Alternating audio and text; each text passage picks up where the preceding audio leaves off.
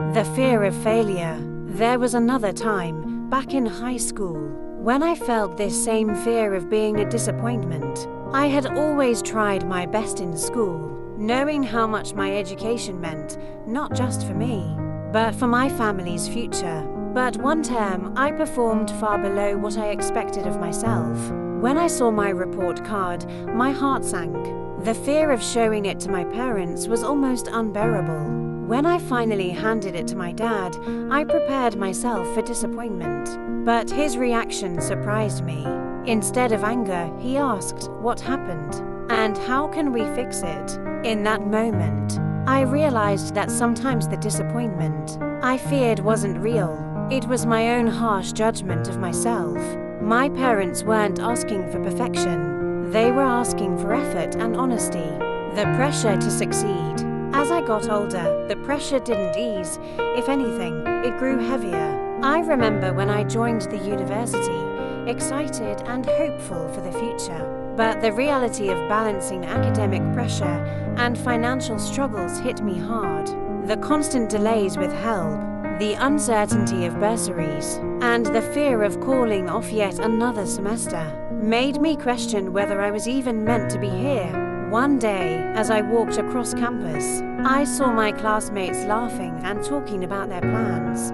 Their dreams seemed so clear, their paths so smooth, and I wondered, why does my journey feel so different? Am I falling behind?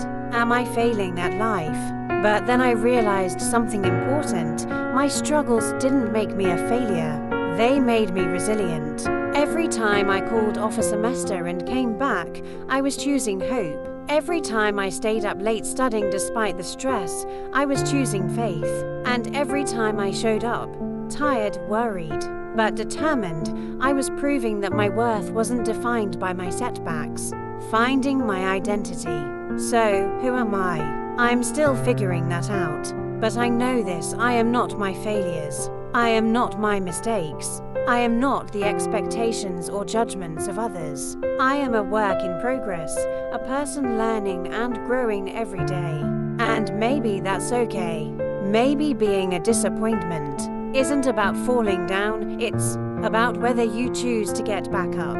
It's about the lessons you learn, the strength you gain, and the hope you hold on to. I am someone who believes in faith, even when it's hard. I am someone who dreams, even when those dreams feel far away. I am someone who keeps going, not because it's easy, but because I know my story isn't finished yet. And if you're reading this and asking yourself the same questions, who am I? Am I a disappointment? I hope you know that you're not alone. And I hope you believe, as I'm learning to believe, that the struggles you face don't define you. Your courage, your hope, and your willingness to keep going, those are the things that make you who you are.